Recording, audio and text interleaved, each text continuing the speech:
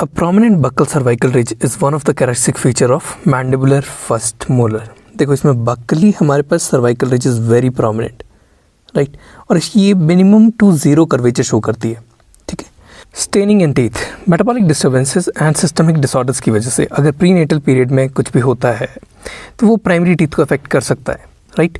For example अगर hyper बिलिरुबिनेमिया mother के अंदर हो रहा है इन प्रीनेटल पीरियड तो टीथ जो है वो लगभग ग्रीन कलर के हो जाते हैं, दिस इज ग्रीनिश कलर का टिंट आ जा रहा है, बिलिरुबिन इंक्रीज कर जा रहा है। अगर एरिथ्रोब्लास्टोसिस फिटालिस या फिर पोरफायरिया का केस आ रहा है तो उसमें हमारे पास टीथ के अंदर रेडिश ब्राउन कलर डिस्कलरेशन हो जाती है। Staining due to erythroblastosis fetalis affects only the primary teeth.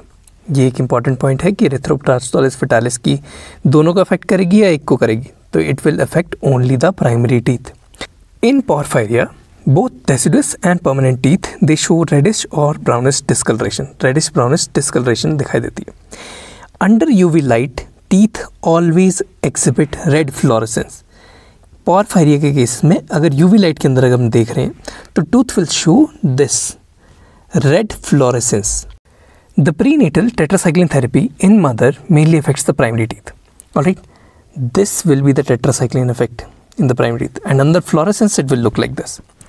Ingestion of fluoridated water and tetracycline postnatally up to 7 years will cause staining of the permanent teeth which are developing during that time। तो उस time पे हमारे पास कौन कौन से दांत develop कर रहे हैं? परमानेंट में हमारे पास पहले तो मोलर आ जाता है, first molar that is 6 we will count. उसके बाद इंसाइजर्स आ जाते हैं, लेटर इंसाइजर्स, सेंट्रल इंसाइजर्स। तो इन तीनों दांतों में हमारे पास इसकी जो स्टेनिंग है वो दिखाई देगी। We will talk about the critical period for tetracycline induced discoloration. Primary incisors में 4th month in utero to 3 months postpartum अगर मदर इसको कंज्यूम करती है या बेबी कंज्यूम कर लेता है तो it will show tetracycline staining. 4th month in utero क्योंकि तब ये डेवलप होना स्टार्ट करता है, एंड 3 मंथ्स पोस्टपार्टम तब ये इरप्ट कर रहा होता है। Primary canines 5 month in utero to 9 months postpartum, 4 से 5 मंथ्स और 3 का ट्रिपल कर देना है कैनाइन के लिए, 9 मंथ्स पोस्टपार्टम। परमानेंट एंटीरियर्स में 4th month postpartum to 7 years of age. Next is teeth affected by tetracycline have yellowish or brownish gray discoloration. This kind of discoloration they have, alright, yellowish or brownish gray discoloration. Now, the teeth under fluorescent light, under UV light appears bright yellow. ऐसे bright yellow जैसे दिखते हैं, ये yellow नहीं लग रहा है but these will appear bright yellow, ठीक है। Dentine is most heavily stained than enamel. Dentin जो होती है वो ज़्यादा हेवली स्टेन्ड होती है दैन इनामल, बिकॉज इनामल बन चुका होता है, इनामल लगभग डेड टिश्यू हो जाता है, लेकिन डेंटिन स्टिल टेट्रासाइक्लिन को ऑब्जॉर्व करती रहती है, उसकी वजह से इट इज़ ज़्यादा stained. Compare to tetracycline, doxycycline और oxytetracycline will cause discolouration but to a lesser extent. Less extent पे बाकी ड्रग्स जो हैं दैट इज़ डॉक्सीसाइक्लिन और ऑक्सी टेट्रासाइक्लिन वो डिस्कलरेशन शो करते हैं, right. So this is tetracycline stains, this is decalcification, इसमें वाइट स्पॉट्स दिखाई देते हैं। देन टर्नस हाइपोप्लेशिया, इसमें ऐसे येलोइश स्पॉट्स दिखाई देते हैं। Last is fluorosis will mean by a well demarcated brown line, और उसके बाद हमारे पास white spots. Among single rooted teeth bifurcated roots are most common in mandibular first premolar. Bifurcated root सबसे ज़्यादा कॉमन होती है मैंडिबुलर फर्स्ट प्रीमोलर के अंदर, followed by mandibular canines and mandibular incisors, ठीक है। बाइफर्केशन मैंडिबल में ज़्यादा कॉमन होती है, टू बी रिमेंबर्ड।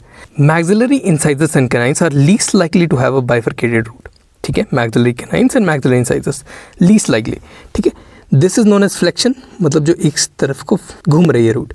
डाइलैसरेशन बहुत ज़्यादा एंगल होता है। कॉन्क्रिसेंस दैट इज एक दांत से 2 दांत बन जाते हैं। फ्यूजन में 2 दांत मिलके एक बना रहे हैं। डॉफ्टेड रूट्स, ठीक है, या फिर डॉफ रूट्स, इसमें रूट बहुत छोटी हो जाती है। एसेसरी रूट में एक और रूट आ जाएगी, जितनी होती है एनाटॉमिकली उससे ज़्यादा। हाइपरसिमेंटोसिस में जो रेडियोग्राफिक फीचर होता है उसमें रूट के अराउंड हमारे पास बहुत ज़्यादा कैल्सिफिकेशन शो होती है।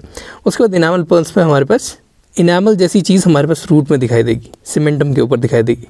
Among the anterior teeth accessory canals are most common in mandibular central incisor. Mandibular central incisor में एसेसरी कैनाल्स बहुत ज़्यादा कॉमन होती हैं, whereas in posterior teeth they are most common in mandibular first molar।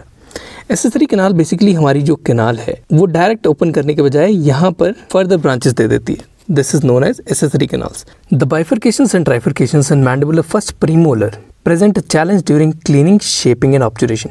मतलब जो bifurcation ट्राइफरकेशन first premolar के अंदर होती हैं वो हमारे नॉर्मल आरसीटी के काम के अंदर चैलेंज प्रोड्यूस करती हैं। इसीलिए this is known as enigma to endodontist, क्योंकि कुछ ना कुछ छूटने की संभावना रहती है। बाइफरकेशन ट्राइफरकेशन की वजह से यहाँ पर या तो रप्चर हो सकता है बहुत ईजिली, या फिर फर्स्ट प्रीमोलर में हमारे पास कैनाल कोई मिस कर सकती है मैंडिबुलर फर्स्ट प्रीमोलर के अंदर। That is why it is known as enigma to endodontist. The premolar with a central single pit is mandibular second premolar.